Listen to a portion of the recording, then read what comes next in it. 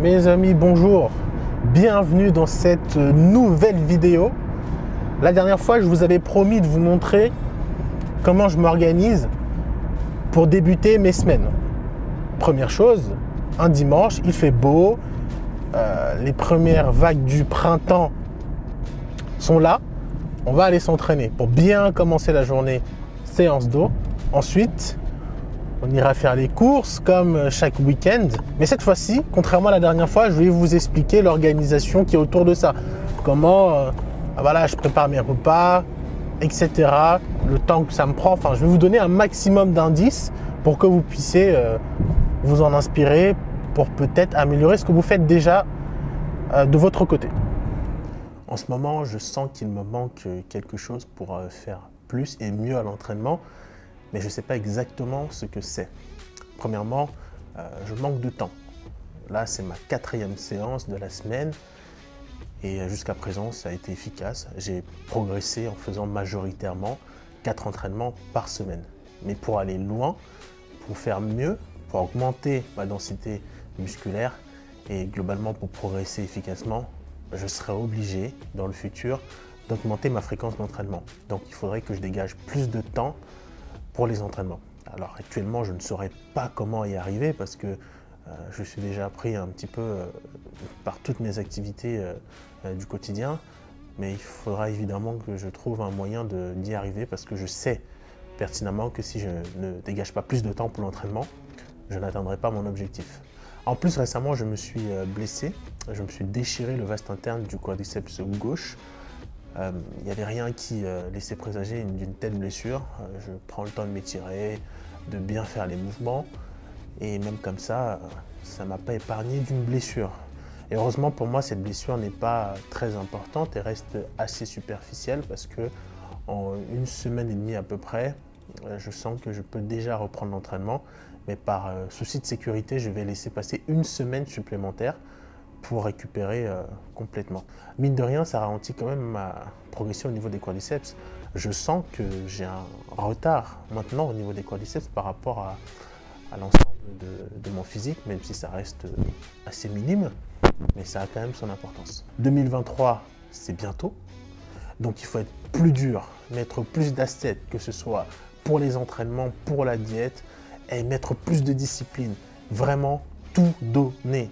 Parce que j'ai envie, quand je serai sur scène, de me dire l'investissement humain, financier et en temps que j'ai placé dans cette préparation soit bénéfique. J'ai vraiment, même si je ne gagne pas, envie de me dire quand le moment sera venu sur scène, j'ai fait ce qu'il fallait, je suis arrivé en condition et sur le temps qui m'a été donné, je n'aurais pas pu faire mieux. Mais pour ça, il faut que je sois plus dur, parce que sinon je sais que j'y arriverai pas. Bon, rien à voir, hein, mais là il faut que j'aille faire les courses avant que le magasin ferme. Pourquoi tu souris? Pourquoi tu souris? Qu'est-ce que tu caches? Oh là là, je déteste faire les courses.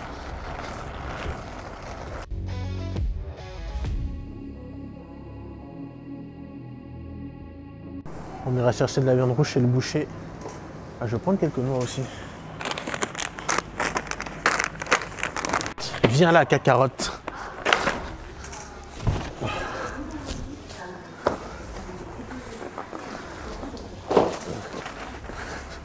C'est le mec qui mange que des œufs, tu vois. Ça, c'est pour combien de temps?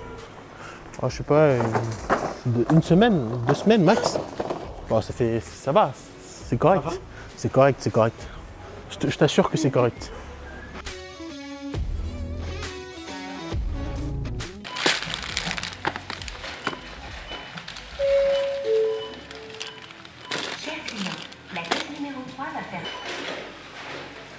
Dès que nous sommes rentrés des courses, je me suis direct mis au fourneau. J'ai pas mal avancé, j'ai cuisiné beaucoup de choses que je vais vous montrer. Le dernier truc que j'ai à faire, ce sont des pommes de terre au four que je mangerai avec du fromage et une source de protéines que je n'ai pas encore définie. Tous les dimanches, je prépare tout ce qu'il faut pour la semaine à venir, donc ça représente des grosses quantités de nourriture à préparer. Donc le plus simple, c'est que je vous montre ce que j'ai fait. À présent, je vais vous présenter tout ce que j'ai cuisiné pour la semaine à venir. Il y a pas mal de trucs que j'ai fait, mais là, il n'y a pas tout. On commence par cette petite soupe aux légumes. Là-dedans, on a des champignons, un petit peu de carottes, poivron rouge, poivron jaune, des crevettes, des oignons et tutti quanti. C'est vraiment très bon, franchement j'adore. Et je mange ça avec du riz blanc, rien d'extra. À côté, nous avons du poulet. Même si j'en ai marre du poulet, bah, j'essaye quand même de le cuire de manière différente pour retrouver un plaisir à le consommer. Ici, j'ai mariné ce poulet pendant 2 heures, histoire qu'il soit un peu plus tendre que ce que j'ai l'habitude de manger. Parce que c'est principalement ça le problème avec le poulet, c'est qu'il n'est pas assez tendre. Et quand tu manges ça, c'est sec, bon bref, ça t'assèche très vite la gorge. Et tu es obligé de boire 4 litres d'eau pour que ça passe tranquillement. Donc le poulet, il n'y a pas tout, je vais refaire une deuxième fournée que je vais congeler pour pouvoir consommer ça tranquillement dans la semaine. Alors je sais, vous pouvez mettre des réserves sur le fait que congeler un aliment et le consommer plus tard, ça perd du goût. Je vous rassure, c'est pas le cas, ça reste très agréable. C'est surtout pour un côté pratique que je fais ça. Ensuite, on a de la viande hachée, 5%. Bon, je crois que j'ai un peu abusé sur l'huile, mais la viande aussi a dégagé pas mal d'huile. Enfin bref, c'est pour compléter le poulet, hein, pour venir seconder le poulet dans les aliments qui apportent les protéines. C'est toujours agréable de varier ses sources de protéines, lipides et glucides.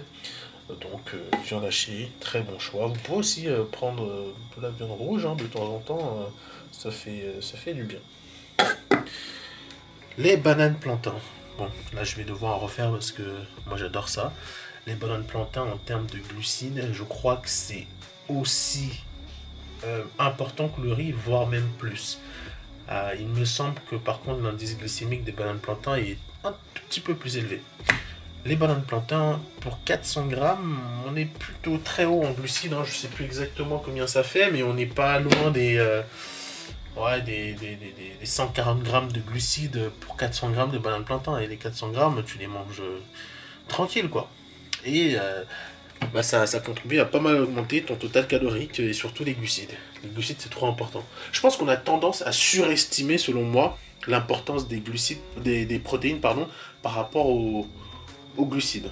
J'ai souvent augmenté à plus de 2 grammes par pot de corps mon apport en protéines. J'ai pas remarqué des différences significatives sur ma progression physique. Hein.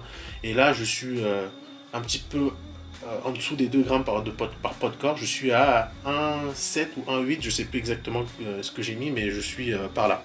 En plus des éléments que je vous ai montrés, j'ai des compléments alimentaires qui viennent m'aider à m'alimenter dans les moments où je ne peux pas consommer un repas traditionnel. Premièrement, on a la farine, non pas la farine de patate douce, mais la crème de riz. La crème de riz que je vous ai déjà présentée et il me semble que je vous ai déjà montré 2 repas types qu'on peut faire avec la crème de riz. Elle est plutôt intéressante parce qu'elle apporte vraiment beaucoup de glucides. Je crois que pour 100 grammes, on n'est pas loin. Voilà, on est à 78 grammes de glucides pour 100 grammes. Vraiment excellent. Et je la couple régulièrement avec de la whey isolate. Voilà, Isodélice que vous connaissez maintenant tous. En fait, le seul intérêt que je trouve à prendre la crème de riz sur certains jours, bien sûr, c'est parce que ça me fait gagner du temps et ça se mange très rapidement et malgré tout, ça apporte les glucides qu'il faut et les protéines qu'il faut pour couvrir mon apport journalier. Et quand j'ai vraiment le temps de rien faire, mais quand je vous dis rien, je prends de la farine de patate douce, mais pas en solide. Parce qu'avec la farine de patate douce, on peut faire des gaufres, on peut faire une crêpe, on peut faire des pancakes, on peut faire plein de trucs avec ça. On peut faire des gâteaux. Honnêtement, si vous êtes un petit peu de petites connaissances, de petites astuces pour faire des gâteaux, des petits accessoires tout simplement qui vous permettent de faire des petits pancakes, des gâteaux, enfin des trucs rapides avec la farine de patate douce, vous allez vous amuser.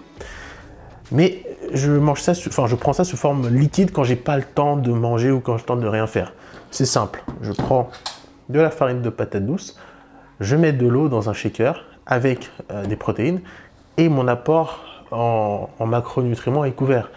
Je le redis encore une fois parce que c'est super important. Pour 100 grammes, vous avez 84 grammes de glucides dans la farine de patate douce. L'indice glycémique est bas et il n'y a pas de lipides dedans. En fait, il y a quasiment que des protéines, des glucides, pardon.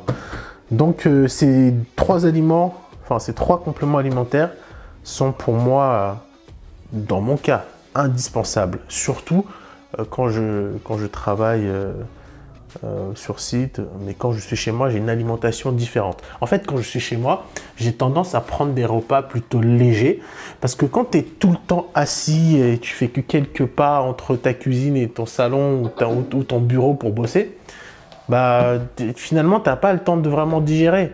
Alors que quand tu vas au travail, tu prends le transport, tu fais ci, tu marches un peu. Ça te laisse le temps quand même de digérer, de pouvoir placer des repas plus rapidement. Alors que quand tu es chez toi, tu es statique, enfin tu fais quasiment rien en termes d'effort physique pur.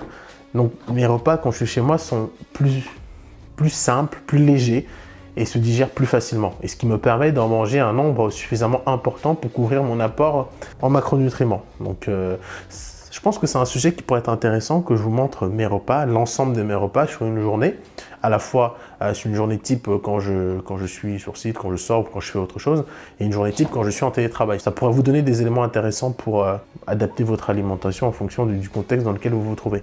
Et pareil, quand je m'entraîne et quand je suis en repos, j'ai pas vraiment les mêmes macronutriments dans la journée, donc qui changent évidemment mon apport calorique.